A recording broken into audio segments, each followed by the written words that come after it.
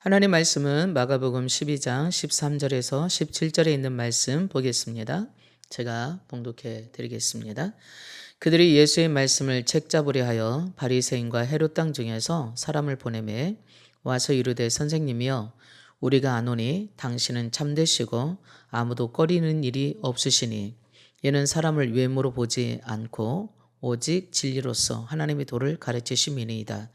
가이사에게 세금을 바치는 것이 옳으리이까 옳지 아니하니이까 우리가 바치리이까 말리리이까 한데 예수께서 그 외식함을 아시고 이르시되 어찌하여 나를 시험하느냐 데나리온 하나를 가져다가 내게 보이라 하시니 가져왔거늘 예수께서 이르시되 이 형상과 이 글이 누구의 것이냐 이르되 가이사의 것이니이다.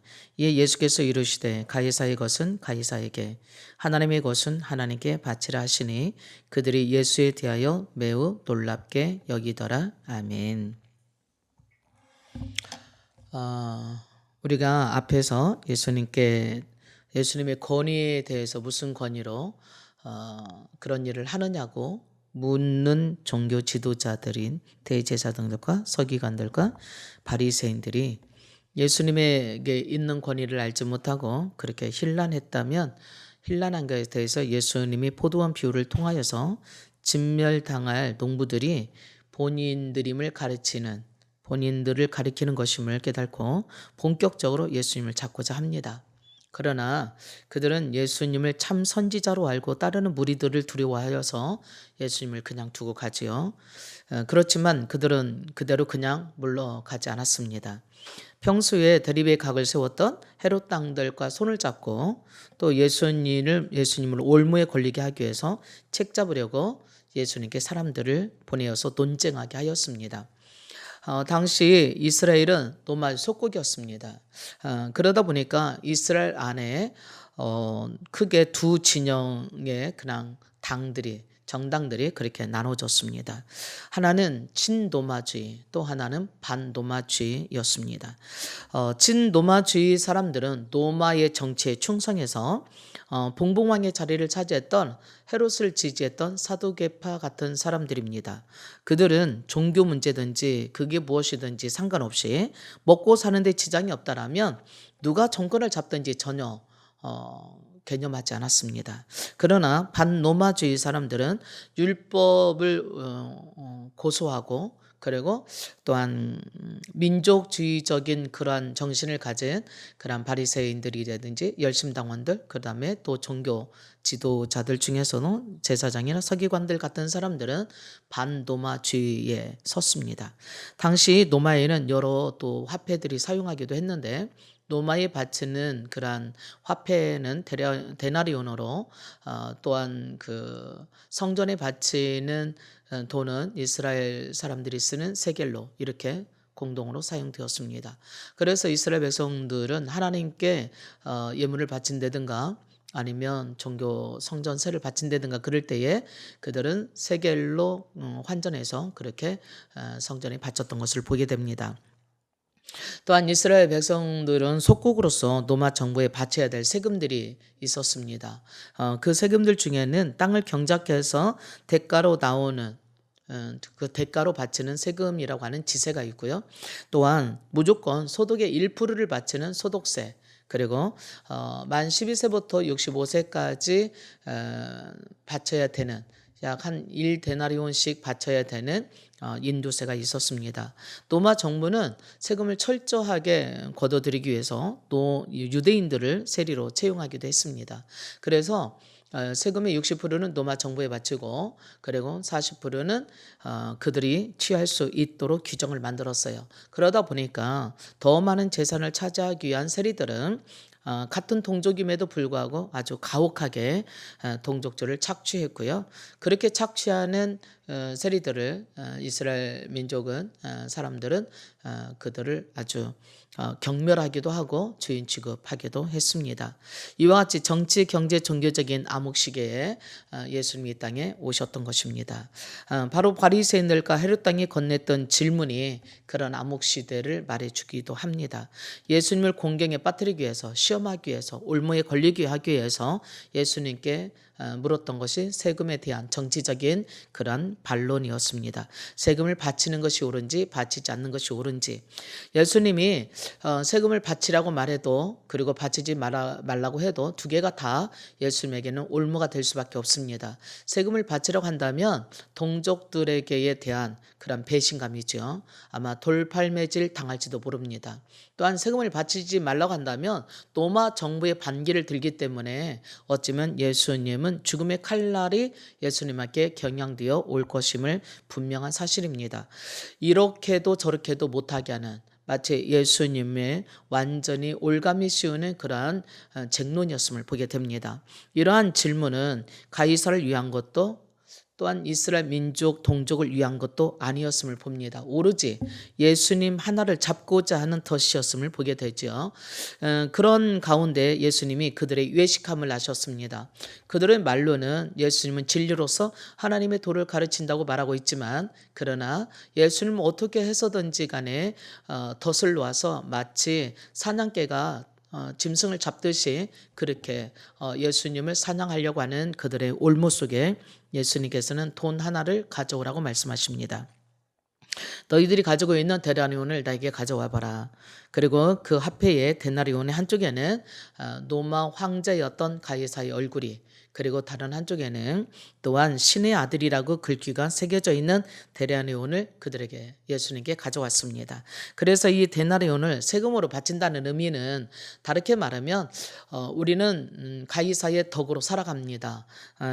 가이사의 은혜로 먹고 살고 경제 활동을 하고 있습니다라고 하는 쉽게 말하면 가이사를 숭배하는 가이사를 섬기는 가이사에게 모든 공을 돌리는 그러한 신앙의 행위가 될 수밖에 없는 것입니다.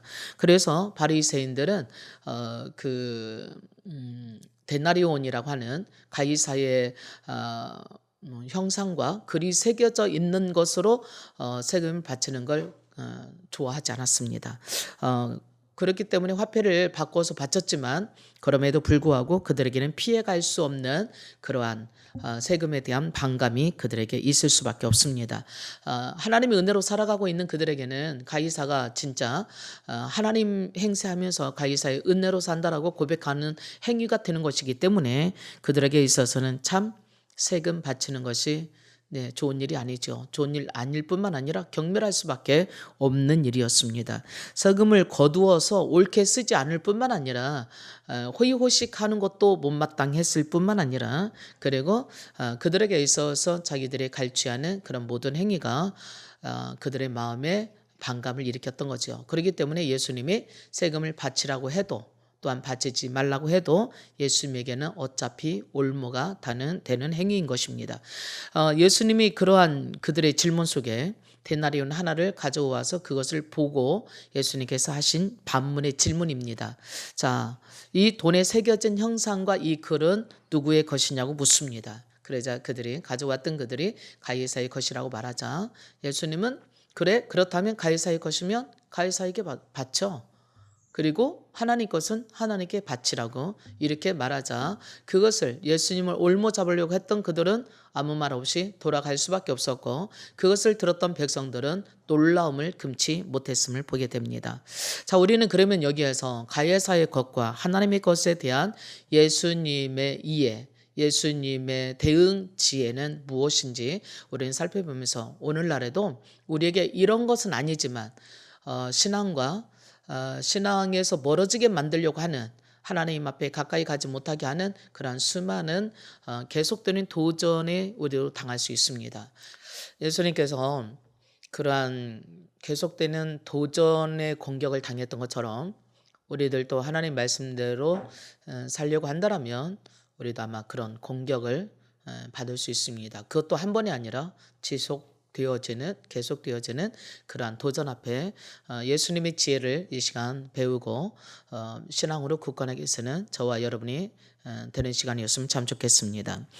예수님이 가이사의 것은 가이사에게라고 말씀하셨을 때 가이사의 것과 하나님의 것 그것을 세상의 이 권력을 인정한다든가 아니면 정치와 종교를 분리해야 된다라고 하시는 그런 말씀이 아닌 것을 여러분과 제가 이해했으면 좋겠습니다. 그렇다면 가이사의 것은 가이사에게 바치라는 의미가 오늘날 우리가 이 말씀을 가지고 우리 생활에 적용한다면 무슨 의미가 있을까요? 그것은 세상 나라의 질서에 대해서도 예수님께서 무시하지 않으셨다는 얘기입니다. 그때 당시에 세상의 정치, 유대의 정치가 있었고 또 로마가 식민지화하고 있는 정치가 있습니다. 로마가 유대 나라를 식민지해도 된다고 하는 그런 정당성이 아닙니다. 오늘날 우리는 대한민국에 살고 있습니다. 그래서 대한민국의 국민으로서 바쳐야 될 세금이 있습니다. 소득세도 있겠고요. 또 뿐만 아니라 재산세도 있겠고요. 또 주민세도 있겠고요. 또 우리나라 같은 경우는 교육세도 있고요. 또 의료보험 그런 세도 있고요. 그것으로 인해서 또한 국민으로서의 그러한 특혜, 그러한 자격, 의무와 함께 자격도 함께 혜택도 함께 누려가고 있는 것을 보게 되겠죠. 우리도 마찬가지입니다. 지금 우리가 이 세상에 살아가고 있는 우리의 모든 삶을 존중해야 됩니다. 나는 하나님 믿으니까 세상 나라니까 대한민국에 세금을 바치지 않아. 그렇다면 대한민국 국민으로서의 혜택을 권리를 누려갈 수가 없는 것입니다. 뿐만 아니라 사도 바울은 세상 나라의 주권도 하나님께 속했음을 말하면서 세상의 임금들에게 순종하고 그리고 그들을 위해서 기도하라고 말하고 있습니다. 예수님께서 세상의 모든 권력이나 세상의 모든 정치를 완전히 부인하는 것이 아니라는 사실을 우리는 알아야 되겠습니다. 뿐만 아니라 그렇다면 세상의 모든 권력이 돌아가는 것들이 다 옳으느냐? 아닙니다. 우리는 이 세상에 살고 있지만 이 세상에 속한 자가 아닙니다. 하나님의 것을 하나님께 바치라고 말씀하신 것은 우리가 이 땅에 살고 있지만 우리의 시민권은 하나님 나라에 있는 하늘의 시민권자라는 사실을 놓치지 말아야 됩니다. 그래서 우리는 어떻게 보면 이중 국격자들입니다. 국적을 가진 자들입니다. 하나님 나라 백성이면서 동시에 대한민국의 시민입니다. 국민입니다. 그래서 우리는 대한민국의 국민으로서 세금도 바쳐야 되겠고 또한 하나님 나라 백성으로서 하나님의 것은 하나님께 바쳐야 됩니다. 바로 하나님의 백성으로 이 땅에 살아가면서 하나님 나라가 올 수 있도록 우리는 섬기고 살아야 됩니다. 예수님께서는 우리에게 이 세상을 떠나시면서 마지막에 그런 말씀을 하셨어요. 너희는 온천하에 다니면서 만민에게 복음을 전하라. 그 얘기는 모든 사람들이 예수 믿고 그리고 구원받아 하나님의 자녀들이 되게 하고 그들로 인하여서 하나님 나라가 오게 하라. 또 예수님이 제자들이 기도를 가르쳐 달라고 할 때에 기도를 가르쳐 주시면서 그런 말씀을 하셨어요. 하나님 나라가 임하게 오게 하게 해달라고 기도하라고 말씀하셨습니다. 그리고 더 나아가서 예수님은 온천하에 다니면서 영혼을 구원할 뿐만 아니라 그들을 제자 삼아서 하나님의 일꾼 되게 하라라고 말씀하고 계십니다. 마지막 또한 사도행전 1장에 보면 하나님의 성령을 보내줄 건데 너희가 권능을 받고 예루살렘과 온 유대와 사마리아 땅끝까지 이르러서 예수님의 증인이 되라고도 말씀하고 계십니다. 자, 우리는 이 땅에 살고 있지만 모든 민족이 구원받도록 해야 될 사명이 있습니다. 그 얘기는 하나님 나라를 위해서 해야 할 일이 있다고 하는 얘기입니다. 하나님 나라를 세우기 위해서 우리가 바쳐야 될 일이 있습니다. 그것이 바로 하나님께 드리는 선교 헌금 또는 감사 헌금 그리고 하나님께서 이 땅의 모든 소유권이 곧 나라고 주인이 나라고 하시는 말씀으로 너희는 온전한 10의 1조를 내게 드려라. 온전한 11조는 곧 나의 것이다 라고 말씀하십니다. 뿐만 아니라 첫 열매는 나의 것이다. 이스라엘 백성이 애굽에서 400년 동안 노예로 있다가 모세를 통해서 해방됐을 때에 바로 왕이 이스라엘 민족을 해방시켜 주지 않으려고 막 뗐을 때 하나님께서는 10가지 재앙을 준비하셔서 바로 왕을 책망하시고 심판하시고 이스라엘 백성들을 해방하셨던 것들 중에 마지막 10번째 재앙인 유월절을 통하여서 모든 애굽의 장자들을 죽이시고 그리고 바로 왕의 항복을 받고 그리고 이스라엘 백성들이 해방됐습니다.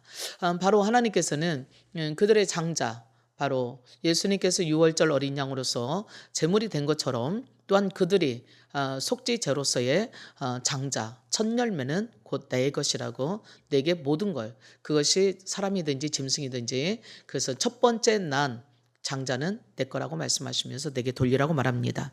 이와 같이 우리는 하나님 나라를 위해서 11조나 아니면 첫 열매나 그리고 감사절에 드리는 감사헌금이나 또 성경헌금이나 구제헌금이나 이 모든 것들은 곧 하나님 나라가 오게 하기 위하여서 우리가 하나님께 드리는 하나님 거라고 볼 수 있겠습니다. 또한 하나님께 바치라고 하는 또 다른 의미를 살펴봅니다. 하나님 것이란 무엇을 말하는 것일까요? 우리는 창세기 1장 26절에 있는 말씀을 가지고 하나님의 것이 무엇인지를 이 시간 또 다른 의미로 한번 볼 수 있겠습니다. 하나님이 이르시되 우리의 형상을 따라 우리의 모양대로 우리가 사람을 만들고 그들로 바다의 물고기와 하늘의 새와 가축과 온 땅과 땅에 기는 모든 것을 다스리게 하자 하시고라고 말씀하십니다. 바로 하나님께서는 이 세상을 창조하셨습니다. 근데 이 세상을 창조하실 때 다른 것은 그냥 있으라라고 말씀하시는데 사람을 창조할 때는 좀 다르게 창조하셨어요. 하나님의 형상대로 창조했다고 말씀하십니다. 바로 하나님은 세상을 창조하실 때 사람을 하나님의 형상대로 창조하셨습니다. 우리 인간은 그러므로 하나님의 형상을 가진 자들입니다. 예수님이 가이사의 형상이 새겨진 것은 가이사에게 바치지만 하나님의 형상이 새겨진 것은 하나님께 드리는 것이 마땅하다고 말씀하시는 것 중에 하나가 우리는 하나님의 형상을 가진 자로 하나님께 드려져야 된다고 하는 얘기입니다. 모든 사람들은 하나님의 형상을 되찾아서 하나님께로 돌아와야 됩니다. 하나님께 순종하며 하나님의 은혜로 살아가도록 주님께서 돌리라고 말씀하고 계시는 것입니다. 하나님은 인간을 창조하시되 온 땅을 다스릴 수 있는 권세를 주셨어요. 인간을 이 땅의 왕 같은 존재로 임명하셨다는 얘기입니다. 하나님은 영이시네요. 근데 이 땅에 물질 만능 만물을 창조하셨을 때에 그것을 다스릴 누군가가 있어야 되잖아요. 그래서 창세기 2장 15절에 보면 여호와 하나님이 그 사람을 이끌어 에덴 동산에 두어 그것을 경작하며 지키게 하셨다고 말씀하세요. 다른 말로 하면요, 이 아담으로 하여금 에덴 동산에 두셨어요. 둔다라는 단어는요, 원어에 보면 느하으라고 말하는데 그는 그 자리에 세워 놓다라는 의미로 쓰여집니다. 하나님께서 그렇게 에덴 동산의 왕과 같은 존재의 자리에 세워 놓기 위해서 아담을 창조하셨다는 말씀이 되겠네요. 그래서 아담은 왕과 같은 존재로 하나님이 만드신 천지 창조 만물을 다스리는 자로 세우셨고 임명하셨음을 보게 됩니다. 그런데 아담이 하나님께 범죄해서 왕과 같은 존재로서의 세상을 다스리고 통치할 수 있는 그러한 자리를 떠나게 되어버렸습니다. 그래서 그 자리를 이탈함으로 인하여서 그 권세도 놓쳐버린 거지요. 하나님 아버지를 떠난 인간은 나그네가 될 수밖에 없습니다. 마치 집 나간 탕자처럼. 그래서 하나님께서는 그러한 인간을 다시 하나님이 에덴 동산에 두고 왕과 같은 존재로 다스리는 자리에 두셨던 그 자리로 돌아오게 하기 위해서, 다르게 말하면 하나님의 형상을 잃어버린 그 자리에 다시 돌아오게 하기 위해서 예수님을 이 땅에 보내주셨습니다. 그리고 우리를 위해서 십자가에 죽으시고 그의 피의 대가로 우리를 하나님의 자녀로 양자로 택하시고 자녀가 되어서 돌아오게 하신 겁니다. 바로 예수 그리스도의 영은 우리를 하나님의 양자의 자리로 자녀 삼아서 영생의 자리로 되돌려 놓은 것입니다. 지금 예수님께서 가이사의 것은 가이사에게 하나님의 것은 하나님께로 돌리라고 말씀하시고 있는 것은, 돌리라는 얘기는 다른 의미로 하나님의 형상을 회복하게 하라라는 명령이에요. 그렇다는 얘기는 너희들이 하나님의 형상을 회복해야 돼. 내가 그 일을 위해서 왔어. 바로 예수님이 하나님의 형상이잖아요. 그래서 가이사의 건 가이사에게 돌린다라면 하나님의 것은 하나님께로 내게로 와라고 하시는 말씀입니다. 요한복음 14장 6절 말씀에 보면 내가 곧 길이고 진리고 생명이라고 말씀하십니다. 그래서 나로 말미암지 않고는 아버지께로 갈 자가 없다고 말씀하시는 거지요. 우리 인간 스스로는 하나님께로 돌아갈 수가 없습니다. 그래서 하나님은 예수님의 은혜 안에서 그렇게 돌아올 수 있게 만드셨어요. 바로 예수님의 사역은 이 땅에 오셔서 저들은 이해하지 못했지만 이 땅에 오셔서 가셔야 됐던 길은 바로 우리를 구원하기 위해서 십자가의 길, 구원의 길, 하나님의 형상을 회복하는 길을 위하여서 피 흘려 대가를 지불하기 위해서 오셨고 예수님을 통해서 우리를 이 땅에 돌리게 하셨던 것입니다. 그러므로 예수님은 우리를 하나님께로 돌아오게 하기 위해서 자기 자신을 바치셨어요. 하나님 거는 하나님께로라고 말씀하셨을 때 먼저 예수님이 자기 자신을 하나님께 바친 것을 표현해 주고 있습니다. 왜 그랬을까요? 하나님의 형상을 회복하여서 우리로 하여금 하나님께 돌아오게 하기 위해서입니다. 우리는 하나님의 형상으로 돌아와야 됩니다. 그것이 바로 우리가 이 땅에서의 구원받는 길이고 우리의 사명이고 더 나아가서 다른 사람들을 하나님의 형상으로 회복하게 해야 되는 것이 그것이 우리가 이 땅의 사명입니다. 그것이 바로 전도입니다. 잃어버린 하나님의 형상을 회복해야 된다고 하는 명령은 하나님께로 돌아오라고 하는 명령입니다.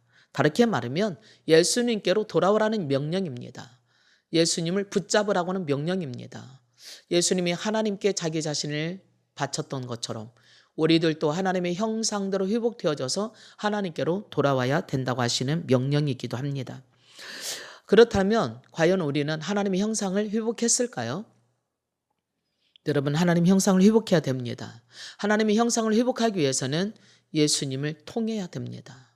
예수님은 길이십니다. 예수님 우리의 진리이십니다. 예수님 우리의 생명이십니다. 다른 길은 없습니다.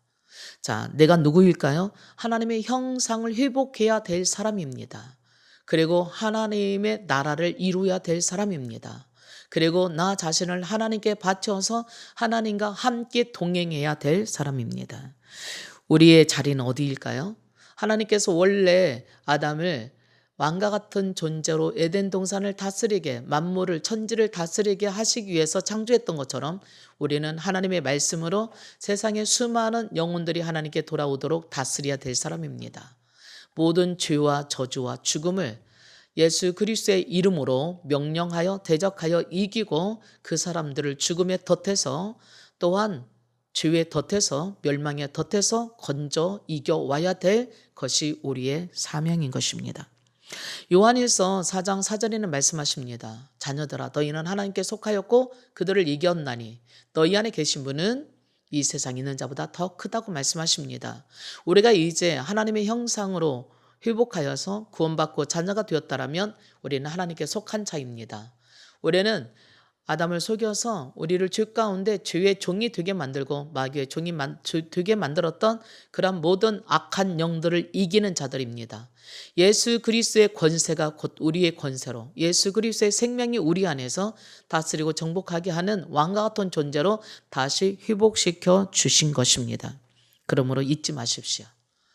한 사람이 범죄함으로 죽음이 이 세상에 왔지만 한 사람이 순종함으로 그 죽음보다 더 크신 은혜와 의의 선물이 넘치는 것으로 생명 안에서 다스리게 하시기 위해서 예수님은 죽으시고 부활하심으로 우리에게 참 생명을 가져오셨습니다.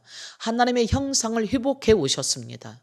그러므로 누구든지 주 예수를 믿어라. 그리하면 너와 내 집이 구원받을 수 있다고 말씀하십니다. 진실로 진실로 너희에게 이루는데 너희가 내 말을 믿고 나 보내신 자를 믿는 자에게는 영생을 얻었나니 사망에서 생명으로 심판을 받지 않는 자리로 옮겨졌다고 말씀하고 계십니다. 베드로 사도는 베드로전서 2장에서 우리를 왕 같은 제사장으로 삼아 놓으셨다고 말씀합니다. 구약시대 때의 제사장들은 무슨 일을 했을까요? 죄인들이 하나님께로 돌아올 수 있게 하는 중보의 역할을 했습니다.